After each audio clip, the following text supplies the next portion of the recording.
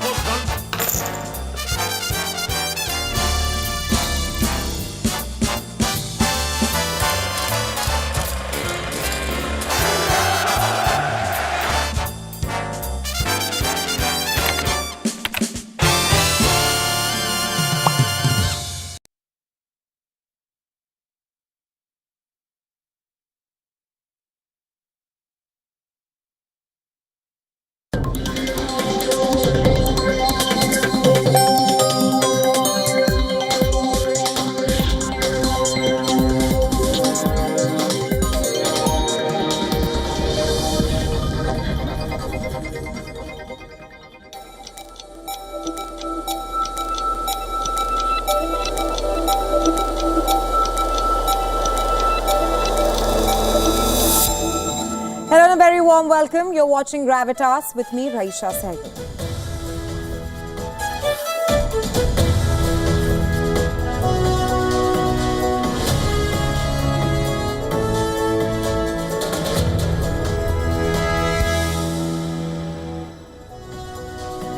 Our cover story tonight, Ukraine and Russia not just attacking each other on the battlefield, but they're also trading accusation, blaming the other of escalating attacks.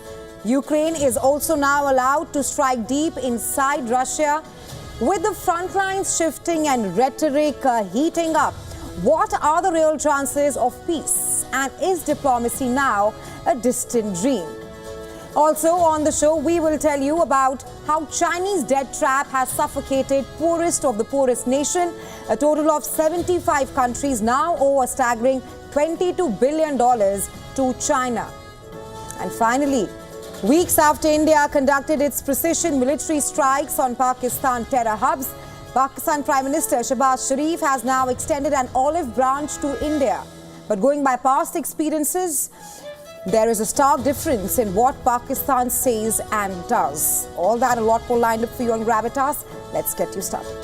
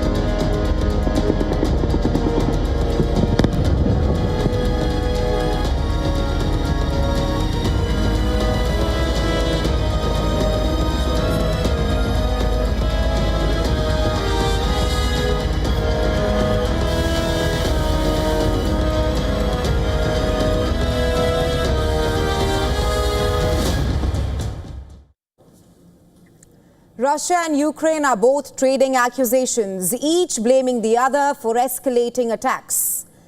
As the missiles fly, the chances of peace talks in the three-year war seem even more distant. Russia's defense ministry has accused Ukraine and European countries, and I'm quoting here, taking provocative steps to thwart direct peace talks, adding that there has been a surge in Western-supplied drones and rocket attacks that have struck deep inside Russian territory over the past week. In return, Russia insists its airstrikes are merely retaliation, a counter to what it calls relentless Ukrainian drone aggression. According to the Russian Defense Ministry, more than 2,300 drones have been intercepted in just 1 week. On the other hand, Ukraine claims that it is under nightly barrage of attack drones, ballistic missiles and cruise strikes. All the more so as Russian strikes are becoming increasingly brazen and large-scale every night. Over 900 attack drones launched against Ukraine in just 3 days, along with ballistic and cruise missiles. There is no military logic in this, but it is a clear political choice. The choice of Putin, the choice of Russia, the choice to keep waging war and destroying lives. In Ukraine's Sumy region, Russian shelling killed at least one civilian and injured 2 others. Footage released by Ukraine's State Emergency Service shows firefighters trying to extinguish blazes, claiming that the attack involved cluster munitions. In the skies above both Russia and Ukraine, drone warfare continues to escalate, with Russia claiming to have downed 99 Ukrainian drones, while Kiev says it neutralized 43. Both the sides say that they are working on a framework for peace, but their actions tell a different story. Russia says it is drafting a memorandum that would lay down principles for a ceasefire and settlement. The Foreign Ministry said that the document is taking shape and will be handed over to Ukraine once complete. Russia continues to work on a draft memorandum on a future peace treaty, defining a number of positions, such as the principles of settlement, the timing of a possible peace agreement, and a potential ceasefire for a certain amount of time if appropriate agreements are reached. As soon as the memorandum is ready, it will be handed over to Kiev. We expect the Ukrainian side to conduct the same kind of work and to hand us their draft when getting the Russian document. Russian President Vladimir Putin, after speaking with US President Donald Trump earlier this month, said that he's willing to negotiate, but only under terms defined by Moscow. The US-led diplomatic push to bring both sides to the table, it now seems to have reached a stalemate.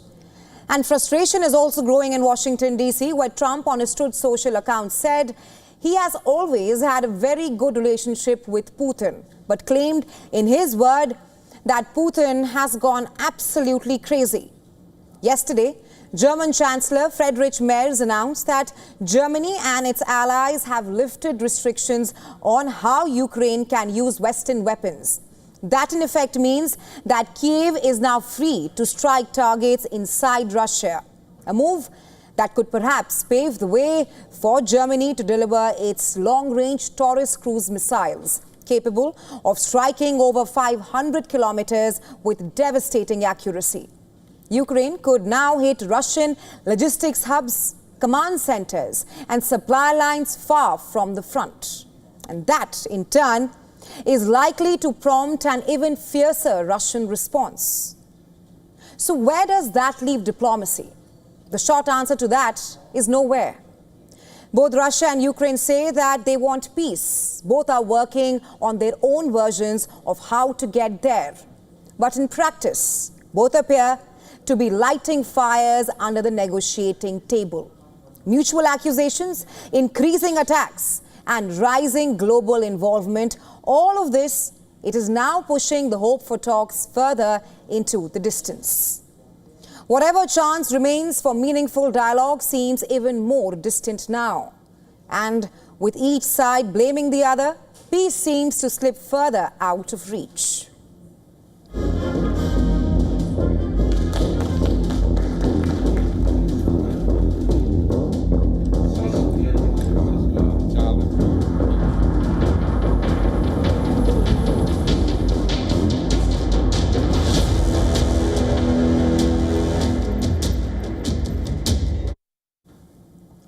Our next story is about China, Laos, Zambia, the Solomon Islands, Pakistan, some of the poorest, most vulnerable nations on earth.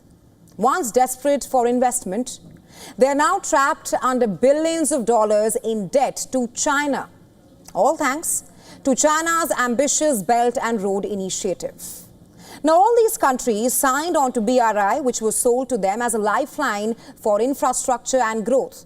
But now, that lifeline is tightening its grip. In 2025 alone, just this year, these 75 countries owe a staggering $22 billion to China. Yes, that's the number. A new report from Australian think tank Lowy Institute calls it a tidal wave of debt repayments and interest costs owed to China, and a tidal wave it is. It's money that these countries simply don't have. The report says that the world's 75 poorest nations, many in Africa, Asia and Latin America, will together owe China $22 billion this year alone. But that's just part of the story. Total debt service follows to China from developing countries will reach $35 billion in 2025 and are set to stay high for the rest of the decade. That's a record, and it means that for the foreseeable future, China will be more debt collector than banker to the developing world. And already, repayment pressure is eroding their national budgets. These countries are cutting back on health, on education, and on climate mitigation in order to pay back China. So where did this mountain of debt come from? From the Belt and Road Initiative, or BRI. It is China's flagship infrastructure program launched in 2013 by the Chinese President Xi Jinping. And the BRI promised to build roads, ports, railways, schools, and hospitals in developing countries. But those projects came with massive loans from China, and now the bills are due. China's lending spree has made it the largest supplier of bilateral loans, peaking at over $50 billion in 2016, more than all Western creditors combined. The BRI focused on countries that struggled to attract private or state-backed investment. But China's approach raised red flags as well, sparking accusations of debt trap diplomacy. It sparked concern that China perhaps was lending to vulnerable countries that have no means to pay the money back. Take Laos, for example. Another analysis by the Lowy Institute says that Laos is in a full-blown debt crisis, largely due to overinvestment in its domestic energy sector, financed primarily by China. China, of course, denies all these allegations and accusations of trapping countries in debt. But the facts tell a different story. The record high repayments due to Beijing could be used for political leverage. And that is a major concern because these repayments come at a time when the US has slashed foreign aid to many of them. And there's more. The report identifies new loans by China to Honduras, Nicaragua, the Solomon Islands, Burkina Faso, and the Dominican Republic. And what do all these countries have in common? They all switched diplomatic recognition from Taiwan to China. So yes, China has something to gain here. It continues to finance strategic allies, including its all-weather ally Pakistan, as well as Kazakhstan and Mongolia. It's also funding resource-rich countries like Argentina, Brazil, the Congo, and Indonesia. They are all key exporters of critical minerals and battery metals. But even for Beijing, this is not without consequences. China now faces a dilemma of its own making. On one hand, it faces diplomatic pressure to restructure unsustainable debt. And on the other, it faces domestic pressure to recall these loans. It's because China is struggling with its own economic downturn as well. And while China releases little public data on BRI, the Lowy Institute says its estimates bank on World Bank data likely understate the true scale of China's lending. For example, in 2021, aid data estimated that China was owed a hidden debt of about $385 billion. We can't independently confirm that number, but the pattern says it all.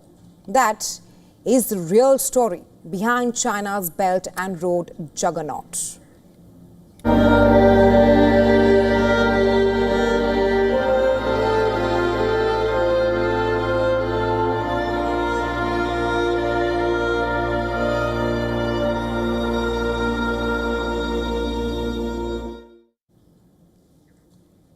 And shifting focus to these heart-wrenching images emerging from Gaza, this time from Rafah, where hunger and desperation have reached breaking point.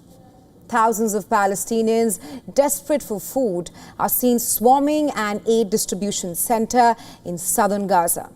Civilians are seen jumping onto trucks, scrambling for whatever aid they can find. A scene of chaos, hunger, and survival. Israel, which had imposed a full blockade, allowed very limited aid into Gaza last week, but humanitarian groups say it's nowhere near enough. Meanwhile, the United Nations Relief and Works Agency says over 3,000 aid trucks are currently stuck at the border, packed with food, medicine, and life-saving supplies. They are waiting for the green light to enter Gaza. UNRWA official warned that these delays are costing lives as the humanitarian crisis inside Gaza worsens by the day. Gaza stands at the brink of collapse. According to Gaza's health ministry, 53,977 Palestinians have been killed and more than 122,000 injured in Israeli attacks since the war started in 2023. In the last 24 hours alone, 38 people were killed and 169 injured. That number excludes casualties from northern Gaza, where hospitals have gone silent. Since resuming its military campaign on March 18th, Israel has killed nearly 4,000 more Palestinians. And now Israel has said it is launching an unprecedented attack in southern Gaza, urging civilians in Khan Yunis to evacuate. The Israeli military claims the target is militant infrastructure, but Gaza's media office says 241 civilian shelters have already been hit in Israeli strikes. We did not find a place to stay in, to shelter in, me and my children. My family consists of 8 people, 8. I was displaced before this. I was displaced in the south, and we came to rest after there was a truce, and praise God. Flour is unavailable. Food, we can't even find food. Since the morning, we are hungry. I swear to God, from the morning until now, we cannot find a piece of bread.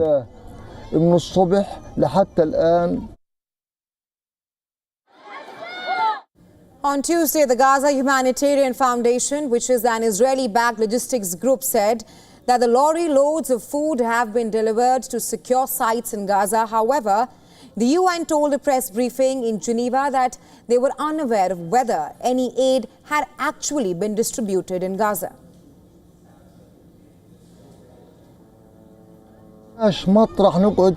We did not find a place to stay in, to shelter in, me and my children. My family consists of 8 people, 8.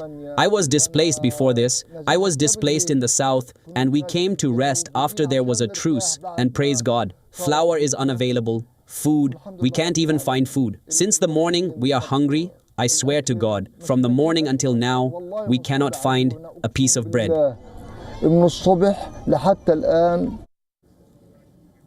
Before the devastating Israeli blockade on aid was imposed in early March, the UN brought life-saving humanitarian supplies to people. Now, the blockade has been eased to reportedly an extremely inadequate level due to political pressure on the Netanyahu government and UN agencies as well as major aid groups. They all have refused to cooperate with the Israeli aid group. Amid concerns, it violates fundamental humanitarian principles and breaches international law. Meanwhile, hospitals are overwhelmed, medical supplies are running out, Gaza's health system is nearing total collapse, and global outrage is building. On Monday, EU Commission President Ursula von der Leyen condemned Israel's airstrikes on civilian sites as, I'm quoting her here, abhorrent. One of those strikes hit a school-turned-shelter, killing 31 people, including children, as they slept. Von der Leyen isn't alone. Germany, long a staunch ally of Israel, is now breaking ranks as well. German Chancellor Friedrich Merz said that the Israeli strikes have lost all justification and that the scale of violence is now no longer comprehensible. Even Germany's foreign minister and junior coalition partners are pushing to halt arms exports to Israel. warning Berlin could become complicit in Israeli war crimes. Mayors who once promised to welcome Netanyahu to Berlin is now calling for urgent humanitarian access into Gaza, and he is not alone. Finland, Sweden, Canada and France, they have all now joined calls to pressure Israel to allow aid in, demanding food, medicine and fuel reach the 2 million civilians trapped inside Gaza. Yet, UN agencies say that they still have no confirmation that any of the recently delivered aid has reached the people who need it most. As leaders across Europe shift their tone and Gaza's humanitarian crisis deepens, the question is, will Bibi listen?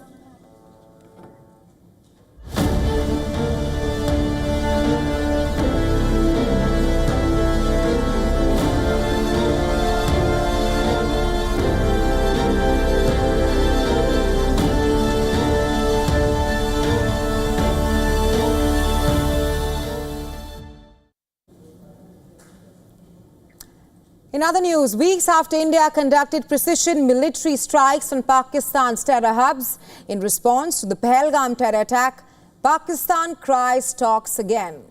Pakistan's Prime Minister Shehbaz Sharif has reportedly extended India an olive branch. But going by past experiences, if broken promises at talks and dialogue had a face, there's few more diabolical than Islamabad. Let's break that down for you. During his visit to Iran, Pakistan's Prime Minister Shehbaz Sharif said that he was ready to engage in peace talks with India. He even stressed on the importance of dialogue to resolve outstanding disputes, and he has touched on a couple that have troubled bilateral ties for decades. Number one, Kashmir, a major flashpoint between the neighbors. Number two, terrorism, water sharing and trade were some of the others that the Pakistan Prime Minister listed out. Sharif's remarks came weeks after India and Pakistan agreed to military ceasefires. Speaking to media in Tehran, Sharif signaled Islamabad's willingness to pursue peace and diplomatic engagement with India, a distinct shift from the hostile tone taken earlier. However, there were no missing the rider. Listen to what the Pakistan Prime Minister said. We are ready to talk for the sake of peace on water issue with a neighbor. We are ready to talk to promote trade and also counter terrorism if they are serious. But if they choose to remain aggressor, then we shall defend our territory and our country like we have done. Clearly, Sharif seems interested in settling scores with New Delhi, but with a condition, or rather, a subdued threat of sorts. Accept the offer for peace or be ready for war. India has responded firmly and in a discreet manner. Prime Minister Narendra Modi has made it extremely clear, crystal clear, that terror and talks cannot go hand in hand. Prime Minister Modi said any dialogue with Pakistan will be limited to the return of Pakistan-occupied Kashmir and the issue of terrorism only. Addressing an event in the Indian state of Gujarat, Prime Minister Modi said Pakistan had shown clear backing for terrorist elements during Operation Sindoor, with proof loud and clear. मैं इसलिए कहता हूं अब ये proxy war नहीं कह सकते इसको, क्योंकि जो आतंकवादियों के जनाजे निकले 6 मई के बाद जिनका कत्ल हुआ, उस जनाजे को स्टेट ऑनर दिया गया पाकिस्तान में। उनके कॉफिन पे पाकिस्तान के झंडे लगाए गए, उनकी सेना ने उनको सैल्यूट दी। ये सिद्ध करता है कि आतंकवादी गतिविधि ये प्रॉक्सी वॉर नहीं है, ये आपकी सोची समझी युद्ध की रणनीति है, आप वॉर ही कर रहे हैं तो उसका जवाब भी वैसे ही मिलेगा. Similar proof was put forth from the Indian side as well, one that established the success of its retaliatory strike, Operation Sindoor. In a newly released video by India's Border Security Force of BSF, Prime Minister Modi termed it decisive action and strong reflection of India's zero tolerance for any form of terror. Pakistan को आतंक की बीमारी से मुक्त करने के लिए पाकिस्तान के अवाम को आगे आना होगा. पाकिस्तान के नौजवानों को आगे आना होगा. सुख चैन की जिंदगी जियो, रोटी खाओ, वरना मेरी गोली तो है ही. India and Pakistan have shared a troubled relationship since 1947. That's the year of partition. Since then, both India and Pakistan have fought multiple wars. But when it comes to Islamabad, old habits die hard, thus rendering past talks pretty much meaningless and leaving the prospect of peace rather elusive. In October 1947, the first war over Kashmir broke out and continued until 1948, when Kashmir was divided. Eventually, failed talks led to a second war in 1960s, which is also when India and Pakistan signed the Indus Waters Treaty. In 1963, talks were held once again over the disputed territory of Kashmir, mediated by the US and the UK. However, no agreement was reached even then. In 1965, the two countries fought the second war over Kashmir, one which ended inconclusively with a ceasefire. In 1971, the Indian Army's involvement in the Bangladesh Liberation War culminated in the Simla Agreement in 1972, where both sides agreed to settle any disputes by peaceful means. There have been many more rounds of talks after that, all with limited success, because they were thwarted each time by repeated acts of terror and cross-border violations by Pakistan. And not just that, the fact that the peace talks did not materialize is evident in the spate of terror attacks that ensued, such as the December 2001 attack on the Indian Parliament in New Delhi that killed 14 people. Then, in November 2008, armed gunmen opened fire on civilians at several sites in Mumbai, killing over 150. Even as trade relations began to improve across the LOC, and more recently, talks were also initiated in the aftermath of the 2016 Uri attacks and Pulwama attacks in 2019. But unfortunately, not to much avail. And finally, the Pahalgam terror attack on the 22nd of April this year, which capped all previous attacks for its mode of warfare. A dastardly attack on civilians and a clear message to India that Islamabad never did and perhaps never will roll back its terror machine.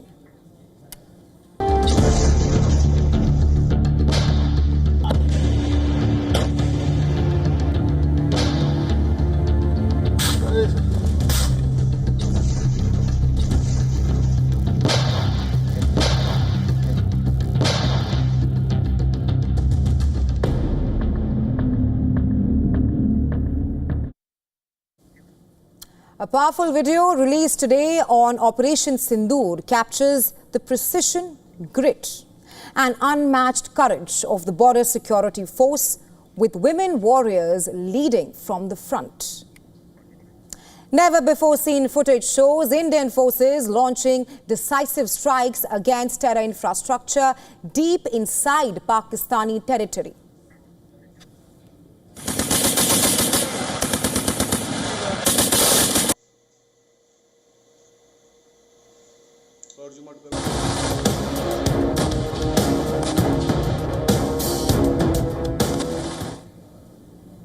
These were not just random shots, they were calculated and pinpoint operations.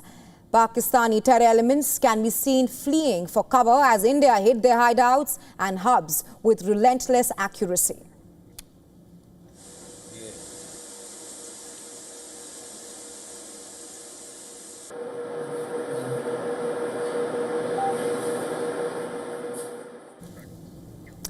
Buildings used as terror training centers and accommodation for terrorists under training crumbled under the firepower unleashed by India's border forces.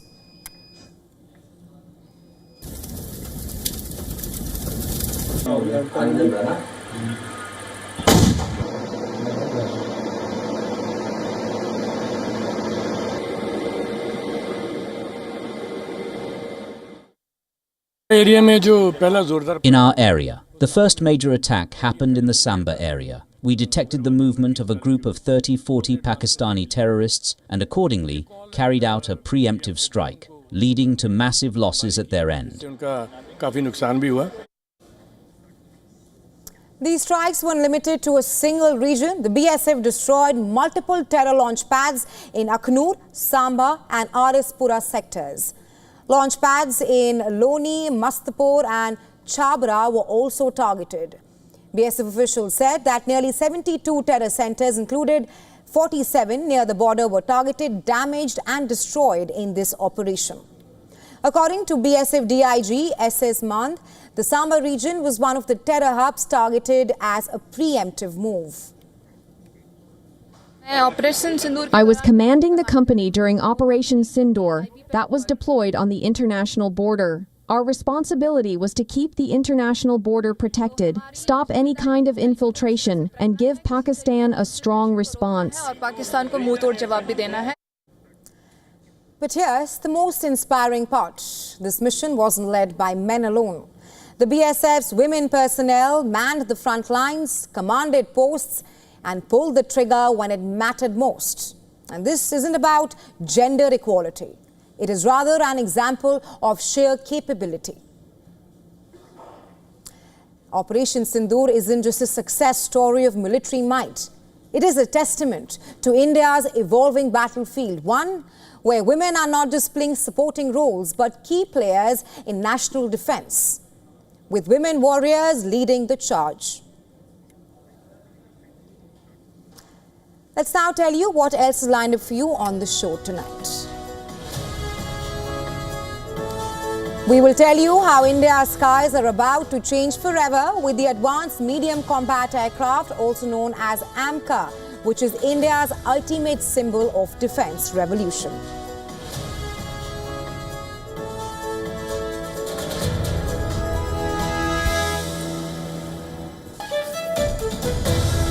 The FBI will revisit 3 investigations pertaining to the White House cocaine incident in 2023, Supreme Court leak in 2022, and the Capitol pipe bomb in 2021.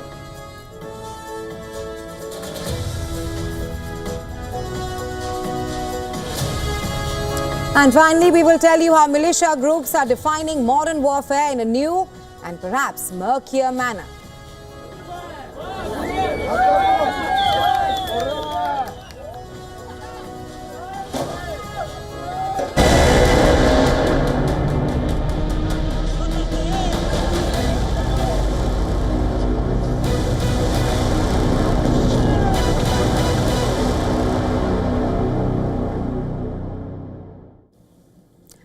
In Pakistan's northwest province of Khyber Pakhtunkhwa, trouble is brewing again. The province, governed by Imran Khan's jailed party, is seeing demonstrations. Rival parties face off as well. In Peshawar, PPP demonstrators, part of Pakistan's ruling coalition, were tear-gassed outside the KP assembly on Monday. Police say they used force after demonstrators tried marching towards the Chief Minister's residence inside the red zone. The demonstration was a part of PPP's Save the Province campaign, targeting what they allege is massive corruption and governance failure under the PTI-led administration. And in retaliation, PPP workers reportedly torched a PTI demonstration camp that's near the Peshawar High Court. No one was hurt. The camp was empty at that time. Led by senior PPP figures, the rally reportedly saw women, students and party workers join in from across the province. The message? The PTI government has failed on every front, from unemployment to terrorism. But the story does not end there. As PPP fumes outside the assembly, behind bars, Imran Khan is calling for a fresh storm. On Monday, PTI officials announced that the party will launch a countrywide movement and urged party members and supporters to get ready. When will the so-called movement come? That's the question everybody's asking. That, however, is unclear. PTI party chief and former Prime Minister Imran Khan has been imprisoned at Rawalpindi's Adiala jail for over 2 years now, upon his conviction in 4 cases. And that since then, the party has announced several mass demonstrations demanding his release. The most notable one being the march to Islamabad that took place in November 2024, where after a say of pitched battles between security forces and PTI demonstrators, which ended in a hasty retreat of the party's top leadership and supporters from the red zone. Meanwhile, Imran Khan's sister Alima Khanum also spoke to the reporters outside the Adiala jail about the mass mobilization and said that Khan had issued instructions to get the party ready. With no date yet for PTI's planned countrywide movement and demonstrations already sparking fire in Khyber Pakhtunkhwa, is a larger uprising looming in Pakistan? Well, that we'll have to wait and watch. India's skies are about to change forever. Forget imported tech. This is homegrown firepower, forged in Indian labs and tested in real combat. The Advanced Medium Combat Aircraft, or AMCA, is not just a fighter jet, it's the ultimate symbol of India's defense revolution. Our next report telling you more.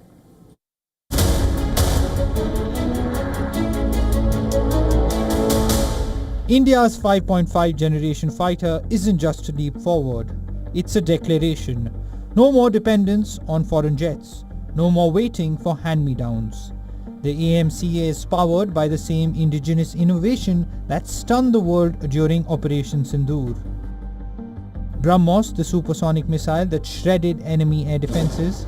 Akash, the Indian-made shield that kept hostile skies clear.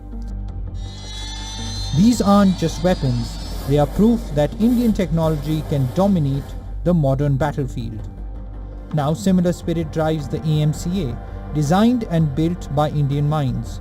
This jet will be invisible to enemy radar, lethal in the skies, and smart enough to outthink its rivals. Internal weapons bays, cutting-edge stealth shaping, and AI-driven warfare systems make it a nightmare for any adversary. It's not just about flying anymore, it's about fighting and winning on India's own terms. But experts point out that there are several technical challenges ahead. The model to be adopted for development of AMCA has been declared. There are certain challenges which this development process will face. Technological challenges related to engine, stealth, and other avionics. The engine is the basic thing. You cannot be fully self-reliant unless you have 100% Atmanirbharta. That means everything is made indigenously. And AMCA at the moment, we don't have an indigenous engine. The Kaveri project didn't work out. And we are in talks with, France for Safran, UK, Rolls-Royce, and General Electric in USA to, get these engines and also to help us in overcoming our challenges as far as engine development is concerned. Now let's take a look at the major frontrunners in stealth jet tech. The F-35, J-20 and Su-47 represent 3 competing visions of 5th generation air power. The F-35 dominates in stealth and sensor fusion, making it the most combat-tested stealth jet globally. China's J-20 boasts impressive range and altitude, designed to engage targets from afar, though its engines and electronics still lag. Russia's Su-57 focuses on speed and maneuverability, with a versatile payload, but limited stealth and production numbers hinder its impact. With the Indian government's funding boost, India's aerospace industry is ready for a major leap forward. As Defence Minister Rajnath Singh declared, this project is a major milestone towards self-reliance in the aerospace sector. The world is watching, but this time India's not following, it's leading. Bureau Report, WION World is One.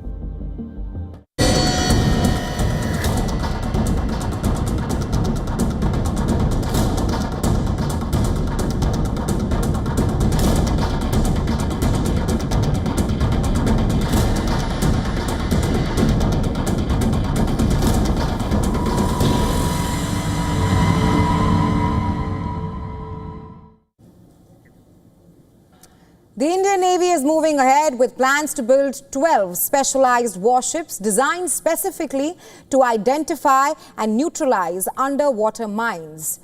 And these vessels, called Mine Countermeasure Vessels or MCMVs, are not just any other addition to the naval fleet. They are essential for keeping India's ports, naval bases and commercial shipping routes safe from enemy sabotage. The Ministry of Defence is reportedly expected to put forth this rupees 44,000 crore proposal to the Defence Acquisition Council, chaired by India's Defence Minister Rajnath Singh. Once cleared, India will be on course to fill a critical void in naval preparedness, because there's great urgency at this point of time for this. Chinese submarines frequently patrol the Indian Ocean. These submarines have the capacity to silently deploy deadly underwater mines, and India currently has no dedicated vessel to counter such threats. Pakistan is also ramping up its capabilities, with 8 Yuan-class submarines from China expected to join its fleet. The Indian Navy had earlier operated 8 mine-sweeping ships, but all of them have been decommissioned now. With over 7,500 kilometers of coastline, 13 major ports and more than 200 smaller ones, India reportedly needs at least 24 MCMVs to ensure complete maritime mine safety. The plan is to build these ships dates back to 2005, but it was scrapped in 2017 and 2018. That's due to disagreements over cost, technology sharing and manufacturing strategy. Now, with increased threats, the Navy appears to be pushing forward again. Each new vessel will reportedly weigh around 1,000 tons and feature a non-magnetic hull, crucial to avoid triggering mines. They will carry advanced sonar, acoustic and magnetic sweeps to locate threats and will deploy remote-controlled underwater vehicles to detonate them safely. The Indian Navy played a major role in Operation Sindoor by deploying the INS Vikrant warships and various other submarines in the Arabian Sea to deter Pakistan. Right now, 60 warships and vessels are reportedly under construction in Indian shipyards, and the Navy has approvals in place for 31 more, including stealth submarines, next-generation frigates and corvettes, with future battles expected to encounter over water bodies. India is perhaps preparing for conflict in the maritime domain, and by putting MCMVs in active service, a major gap will be filled in its naval armor. In US, the Centers for Disease Control and Prevention is warning of a fresh rise in COVID-19 infections. That's across the United States of America. New estimates show that cases are now likely to increase in at least 12 states, along with the District of Columbia. The states seeing the most notable uptick include Alaska, Arizona, California, Florida, Georgia, Hawaii, Minnesota, Nevada, New Jersey, Oregon, Texas and Washington, D.C. The CDC attributes the rise to trends in emergency department visits and ongoing surveillance data. Health officials are also monitoring a new variant of concern. It is NB.1.8.1, which has been linked to a surge of infections overseas, especially in China and Hong Kong. While still emerging in the US, multiple cases of this variant have now been confirmed by the CDC. According to the data from CDC, an average of about 350 people died each week from this COVID variant. Officials urge the public to stay up to date with vaccinations, also masking in high-risk areas, and remain vigilant. Asia is also seeing a surge in COVID cases, with India reporting over 1,000 active cases. In China, meanwhile, the Center for Disease Control and Prevention reported a dramatic doubling of hospital COVID-19 test positivity rates over the 5 weeks, leading to May 4th. Positivity rates increased from 7.5% to 16.2% between this period. In Thailand, meanwhile, the COVID situation continues to be a cause for concern, as it reported over 50,000 new cases between May 18th and May 24th, with the latest spike linked to large gatherings during the Songkran festival in April in Thailand.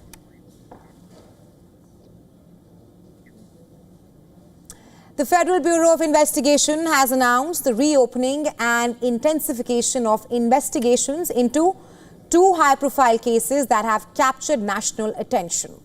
First, the 2023 discovery of cocaine in the White House. Second, the 2022 leak of the Supreme Court's draft majority decision. Which overturned the Roe v. Wade, as well as thirdly, planting of pipe bombs around the headquarters of the Democratic and Republican National Committees. That's the night before the U.S. Capitol riot on Jan 6, 2021. Deputy Director of the FBI, Dan Bongino, said that these probes are receiving renewed focus and additional resources. Now, the cocaine found in July 2023 was discovered in a lobby area near the West Executive Avenue entrance of the White House, but the Secret Service initially closed its inquiry, citing lack of evidence. Donald Trump has claimed that it was unlikely that the drugs belonged to anyone other than the then U.S. President Joe Biden or his son, Hunter Biden. After assuming office in January this year, Trump pledged to launch a full probe into what he called bad things that had taken place at the White House during Biden's tenure. The Secret Service said it had insufficient physical evidence to move forward with the cocaine case. But the FBI's renewed investigation suggests new leads may be emerging. Second case is the leak of a draft opinion in the Dobbs versus Jackson Women's Health Organization case in 2022. Which indicated the court's intent to overturn Roe v. Wade. The leak shocked the nation and drew strong reactions, with Trump demanding the arrest of journalists involved. However, previous investigations into both the cases by the Secret Service and the Supreme Court respectively ended without identifying who was responsible for the cocaine incident or the leak. The third investigation has been opened into undetonated pipe bombs that were planted outside the Democratic and Republican parties' headquarters in Washington, D.C. on the eve of January 6, 2021. Over 600 tips and more than 1,000 interviews have been conducted, and the FBI director urged the public to come forward with any information that could aid the investigations. As the FBI reallocates resources to these high-profile cases in America, it faces scrutiny from both political figures and the public as well.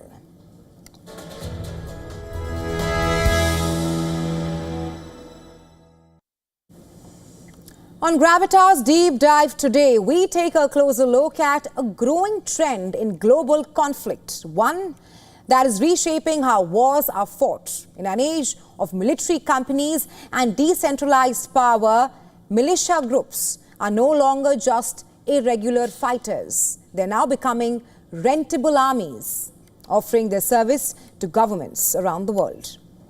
The private security industry mostly entails private military and security companies, which offer military services all around the world to national governments, international organizations in exchange for monetary profits.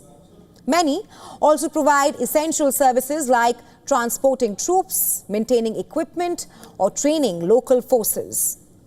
Apart from this, they also protect infrastructure, diplomatic missions, convoys, or high-risk individuals in conflict zones.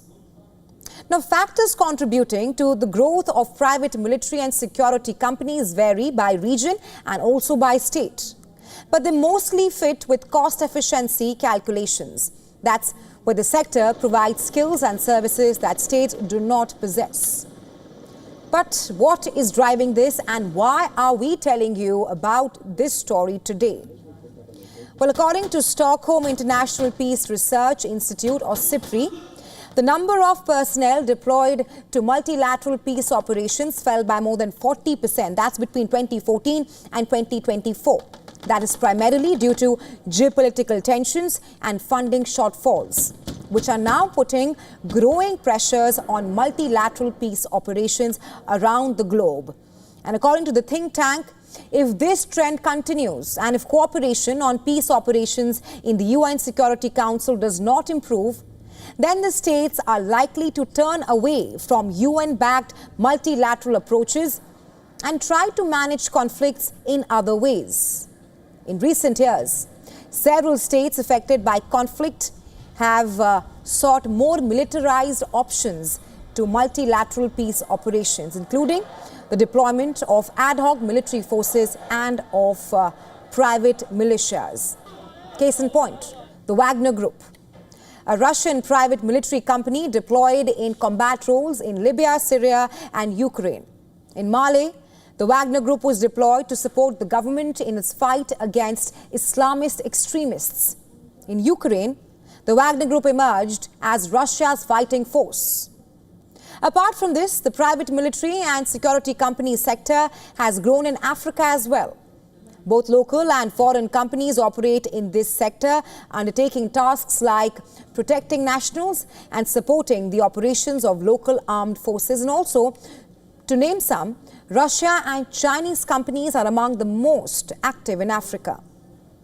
The implications of a rented army can be stark because wars can now be waged cheaply and quietly through rented forces. As the lines between state armies and hired guns continue to blur, experts warn that militia groups may be defining modern wars in a new and perhaps murkier way. Well, a new drug that could help combat one of the world's most dangerous drug-resistant bacteria is now entering its final stage of human trials. In a fascinating medical marvel, the first new antibiotic in 50 years to tackle a common superbug will soon be tested on patients. Recently, Roche, which is the Swiss pharmaceutical giant, announced that its experimental antibiotic manufactured in collaboration with Harvard University is now moving into phase 3 trials. In the final stage, the drug will be tested on around 400 patients worldwide. But what's the drug's claim to fame? In short, the drug is able to combat superbug. It is a bacteria known to cause severe infections like pneumonia and sepsis, often acquired in hospitals. And this is huge and could prove to be a big medical breakthrough. That's should trials become a success. And if successful, the drug could be ready for approval by the end of this decade. The superbug is a deadly pathogen affecting people mostly with weak immune systems, one which has been called an urgent threat by the US Centers for Disease Control and Prevention and a priority B, the WHO. What's more alarming is the fact that it's growing stronger and more resistant to existing antibiotics every passing day, thus posing a great threat to human health. And this drug, formulated almost after 5 decades, can perhaps be a game changer in the global fight against antibiotic resistance and might even lead to more such life-saving discoveries in the fight against other resistant bacteria in the coming days.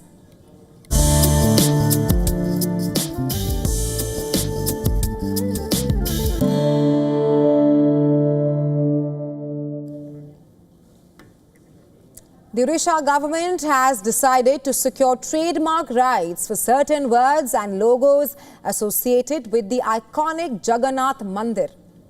This comes as Bengal named a newly built temple Jagannath Dham in Digha, which is alleged to be a namesake of the one in Puri and inaugurated by West Bengal Chief Minister Mamata Banerjee just last month.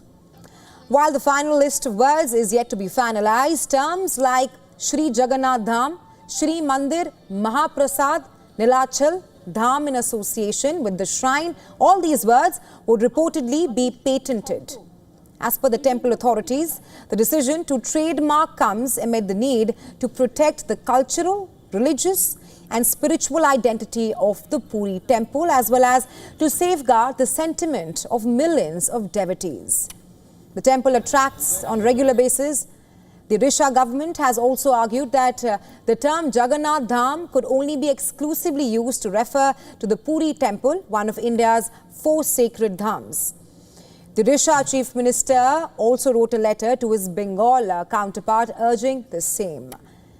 That matter is even more pressing as Bengal accounts for a substantial portion of the tourist footfall to Puri, which makes the row between the two states even more tricky at this point of time. A remarkable achievement, a 55-year-old man from Nepal has successfully climbed Mount Everest for a record 31st time. We're talking about climber Gravitas broke his own record after 30 years since his first summit. Dubbed as the Everest Man, Gravitas reached the peak of the world's highest mountain for a record 31st time today. According to 7 summit treks, he completed the climb as a guide to an Indian Army team. Rita not only reached the summit himself, but also led and guided the last remaining members of the team to the top. Gravitas first climbed Everest in 1994 and has been making the trip nearly every year since. In May last year itself, Rita climbed the peak twice. In addition to Mount Everest climbs, Gravitas has scaled several other peaks that are among the world's highest, including K2, Choyu, Mansula and Lhotse. Gravitas' achievement not only highlights his personal dedication, but also brings global attention to the Sherpa community's invaluable contributions to mountaineering. As the Everest climbing season continues, his record stands as a testament to human endurance and the spirit of adventure. And with that, we now slip into a very short break. Thanks very much for staying with us. You are watching WION World is One. Stay tuned.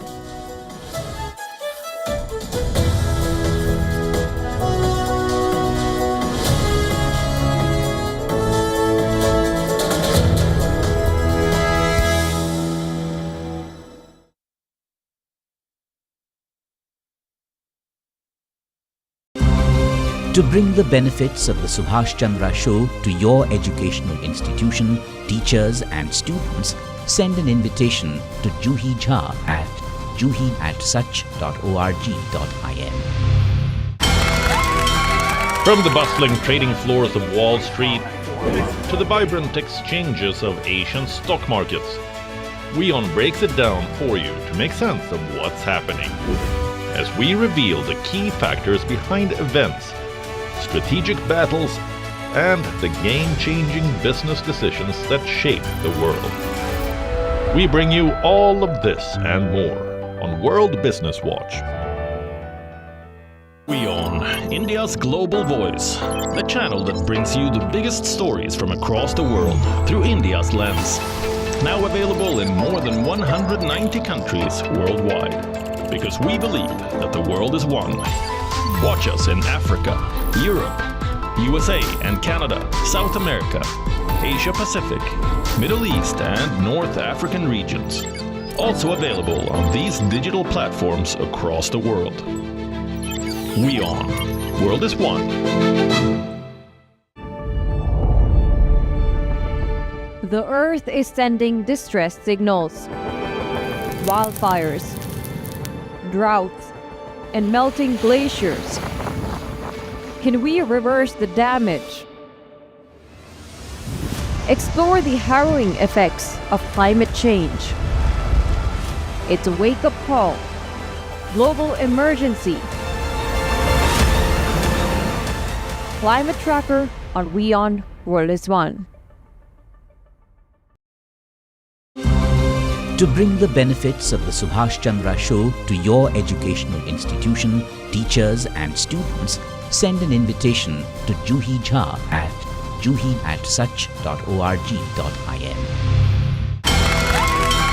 From the bustling trading floors of Wall Street to the vibrant exchanges of Asian stock markets, WION breaks it down for you to make sense of what's happening.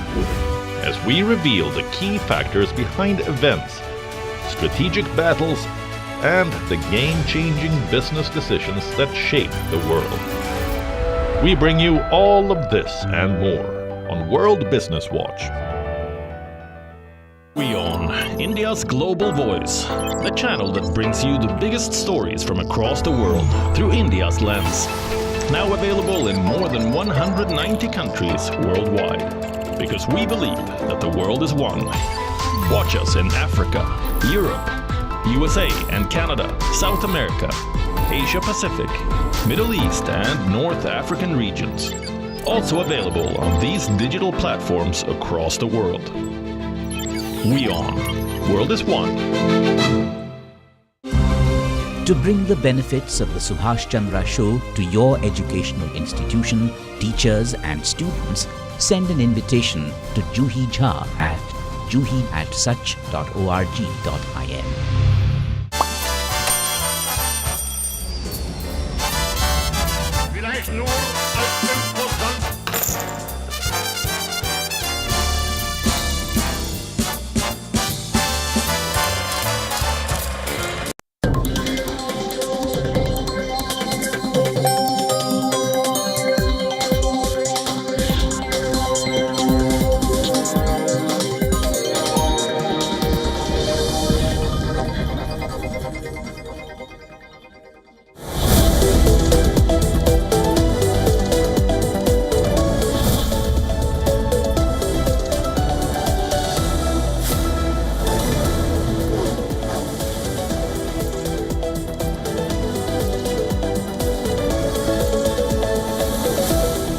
Welcome back and thank you for staying with us. This is WION World is One. We are glad you're watching. Time now for Pulse. American Joker.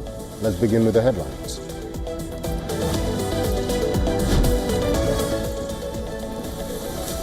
Thousands of people rush into a new aid distribution center run by a US-backed group in southern Gaza.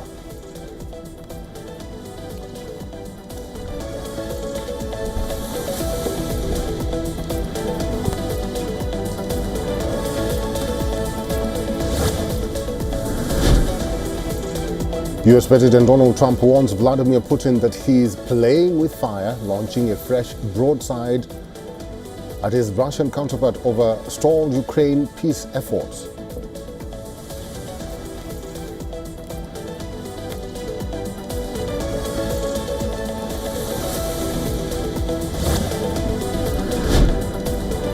National Public Radio files suit against President Donald Trump seeking to block his order to end federal funding for it and the PBS television network.